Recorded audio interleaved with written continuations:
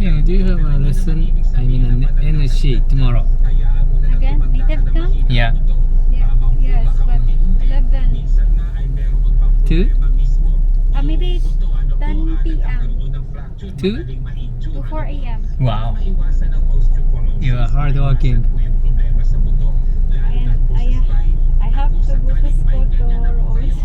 What? Thank you so much. Really, thank you so much. What time school begin? 5 p.m. 5:30. Oh, okay, okay. And after school, I go to office. Why you work so hard? It's boring. It's boring. What is it? Staying at home is boring. Uh-huh.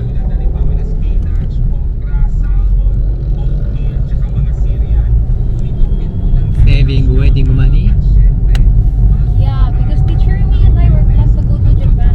Oh, But teacher me already, saved really? rather than me. Really? Because she's not studying anymore, right? She finished university. Ah, so she had a good time. Yeah.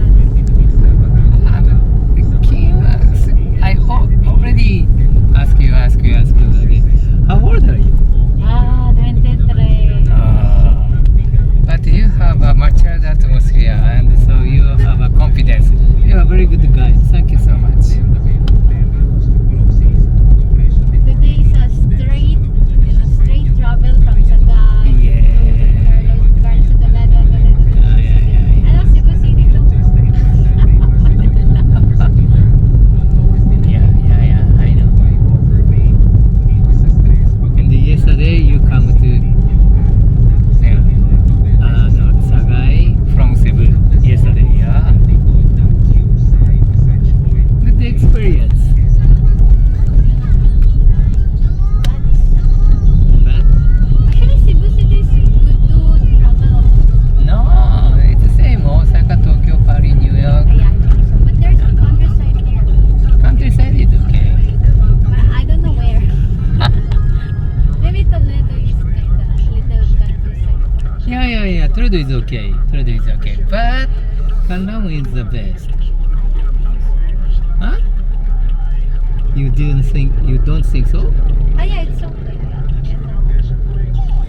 So you said Shiparai? Sipalay also. But you know Shiparai? I've been there one time only.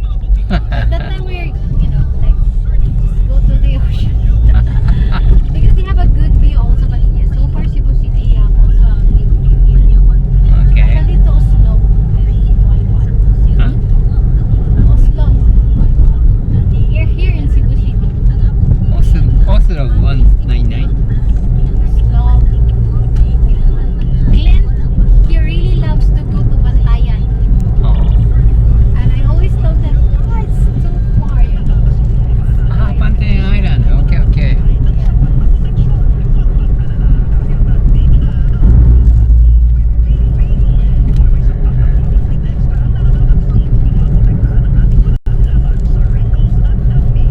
So okay, so next time anyway you go somewhere and come to Old Sagai. You have a room in the Juby's house and not expensive. His mom always said, come back. Yeah, maybe. Yeah, maybe. I just always say it like that. Okay. And one time she asked, where's Kate? I told her, she's still thinking about it. And she said, we want to take picture. Oh. I told her, yeah, maybe after she finished thinking about it. So that grandma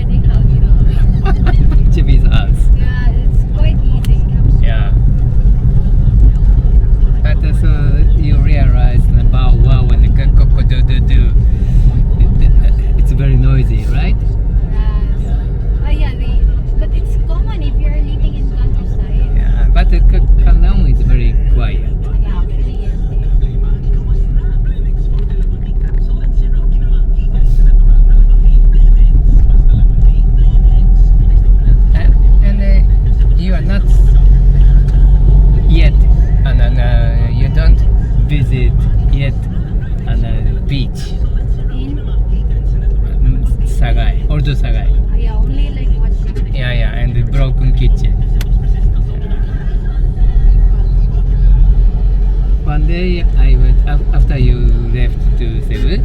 One day I went to again a Makurab restaurant and just 1 liter Red Horse and no food, but only one.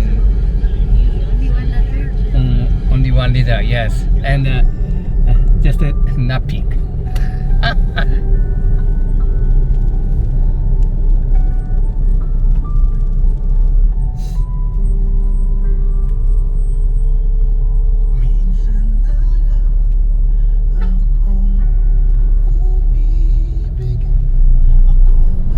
$170, 1 liter Red Horse.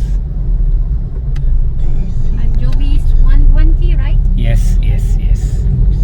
So Juby's, it's very fair price. Cheaper. Yeah.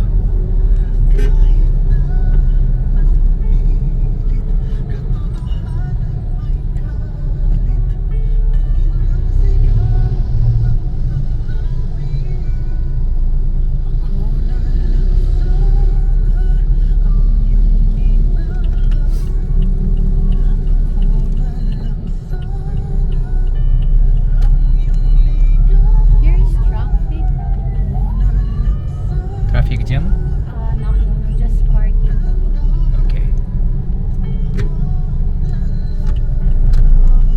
And Juby's house and 1 liter orange juice, 40 pesos. A Coke, 50 pesos. Sprite, 40 Yeah, pesos. you have 7 1 liter bottles there, right? Yeah. Yeah, it's And like you don't even drink water. yeah, they don't have so each liter big size water. Juby don't have. So small one is not good cost performance. Yes. I think it's not enough. Yeah.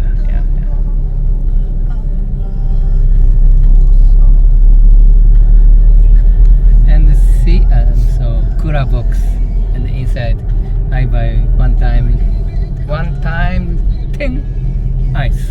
And ice it's a lot. Yeah, so that is my Water? refrigerator. Yeah. Ah, the ice bucket. Yeah. Yes.